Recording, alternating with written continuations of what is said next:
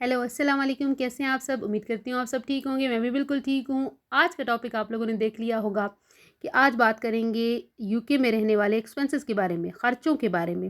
खर्चे तो आपको पता है जिस जिस तरह पूरी दुनिया में ओवरऑल इन्फ्लेशन हुई है, तो यूके में भी ऑब्वियसली बहुत ज़्यादा हुई है। और सबसे ज़्यादा तो घर के जो रेंट हैं, मॉर्गेजेस हैं, वो भी ऊपर गए हैं। तो बात करेंगे आज उन सब पे। जो आपके एक्सपेंसेस हैं वो वेरी करते हैं, एरिया टू एरिया वेरी करते हैं या पर्सन टू पर्सन। मैं आज बताऊंगी आपको एक एवरेज फैमिली की, जिसमें 4 लोग होंगे। उसके बाद जैसे 2 बच्चे, आप और आपके स्पाउस। तो उसके बारे में अगर बात करें तो सबसे पहले आपकी जो अर्निंग का बड़ा चंक जाता है वो आपके रेंट में जाता है या मॉर्गेज में जाता है।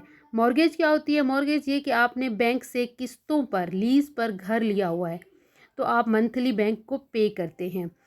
तो वो थोड़ा कम होता है as compare to rent. Rent area to area vary करते हैं। देखिए, अगर आप सेंट्रल लंदन में जाते हैं तो वहाँ आपको 3 से 4 हज़ार, 2 हज़ार, 2,500 पाउंड में घर मिलते हैं, 2 room bed, 2 room house.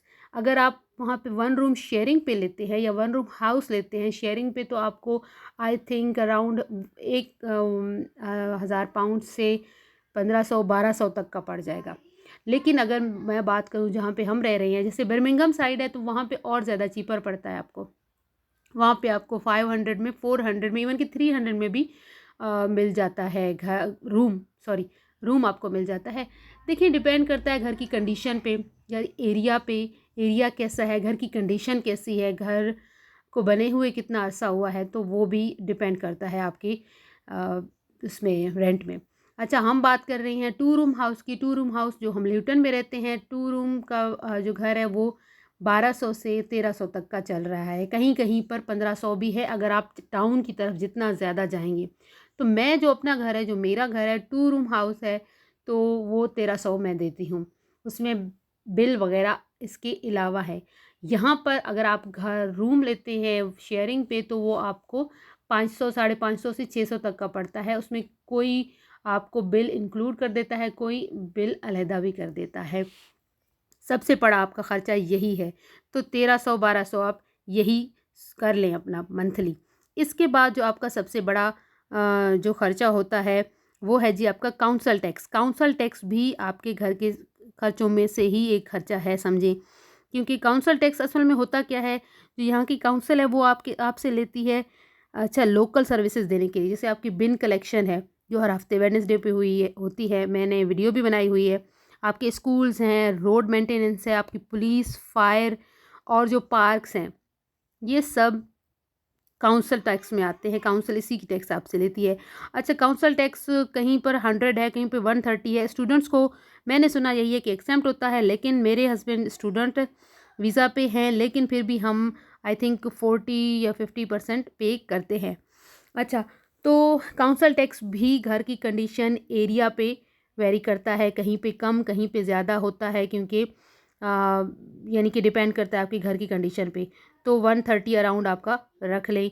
Rent के बाद यही आपका दूसरा बड़ा एक्सपेंस है, 130 पाउंड पर मंथ। सही हो गया। उसके बाद जो आपका एक्सपेंस है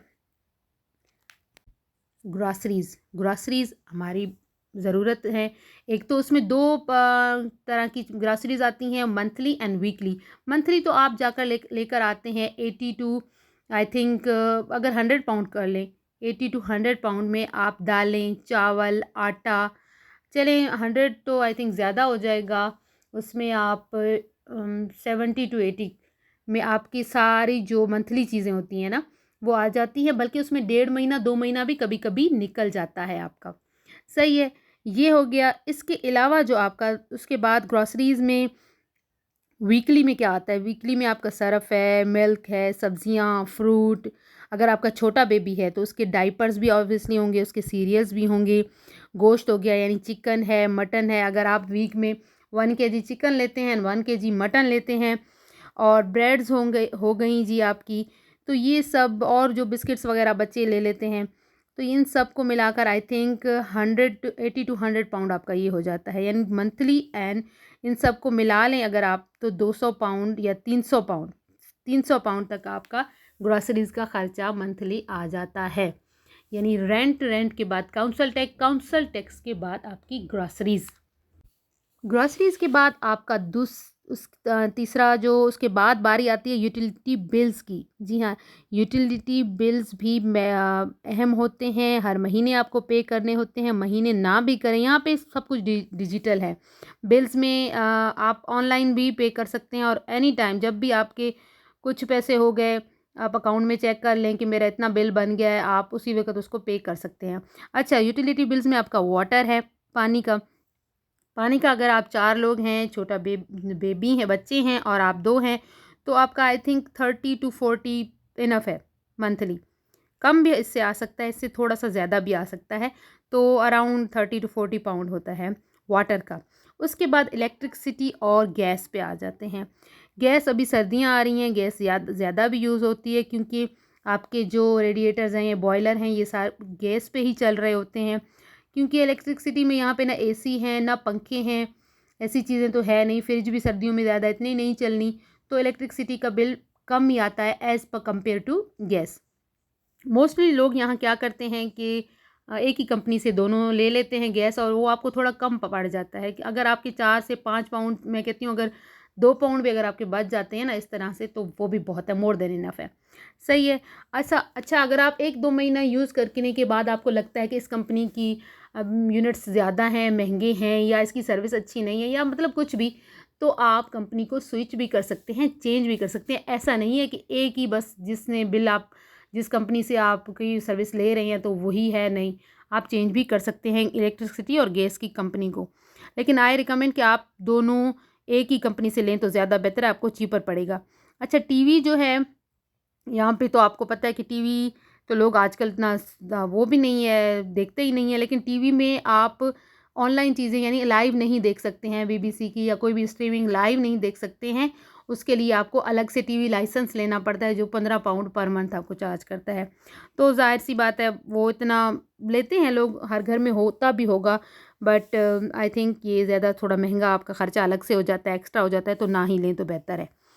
तो आप अपने वैसे ही गुज़ारा कर लें। अच्छा, फ्रिज है, वॉशिंग मशीन, तो थोड़ा बहुत बिल आ जाता है इलेक्ट्रिसिटी का, लेकिन ज़्यादा नहीं आता एज़ कम्पेयर टू गैस।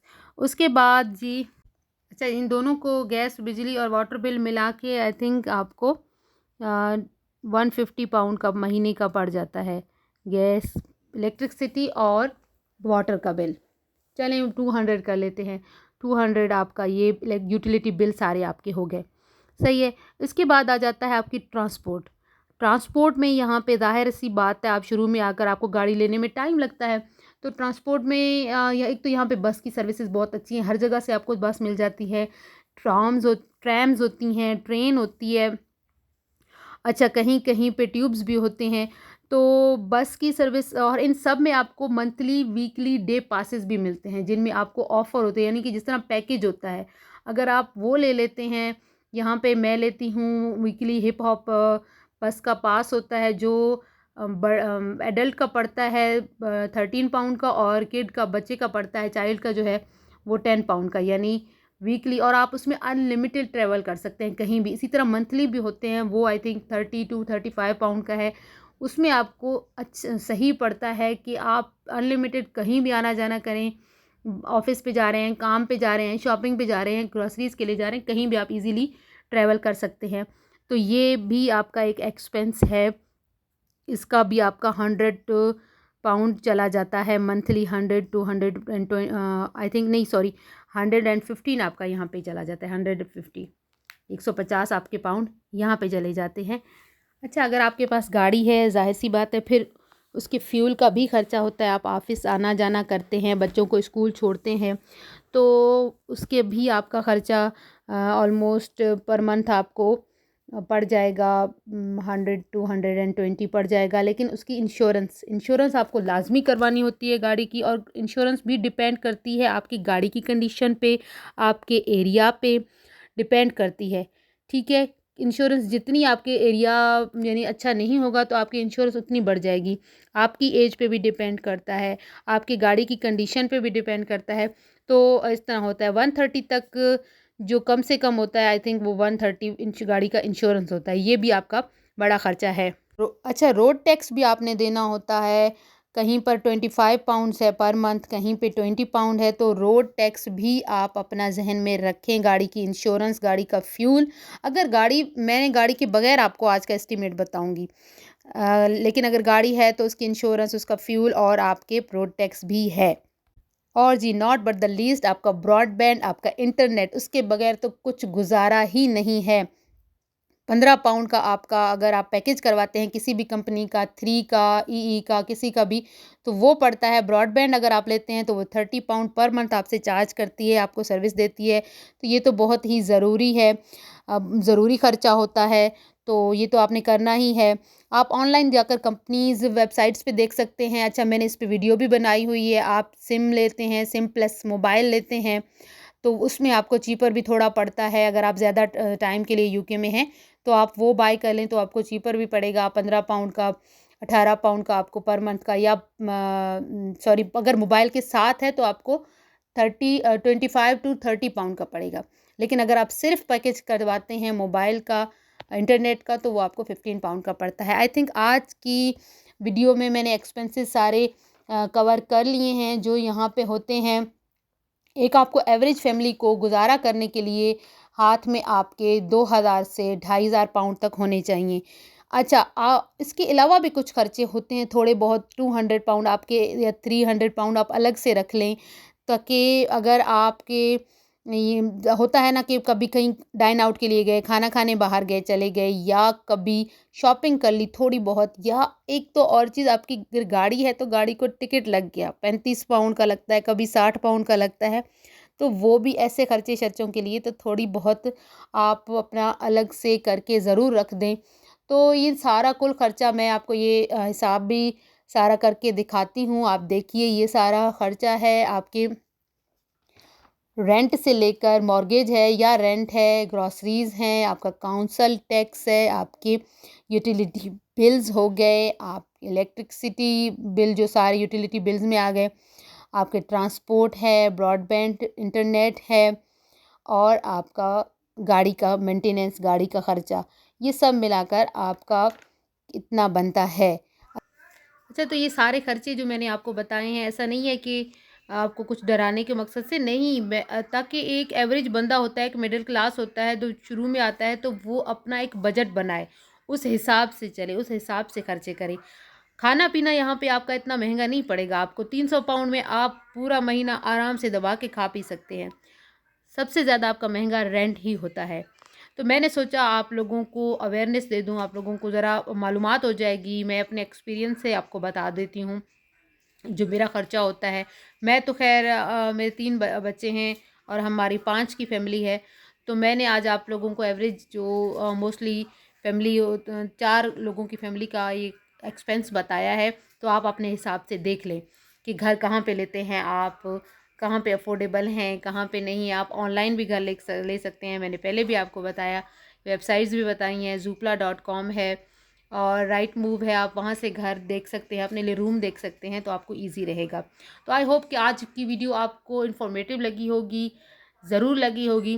تو please like share and subscribe my channel and take care. Bye bye. Thanks for watching.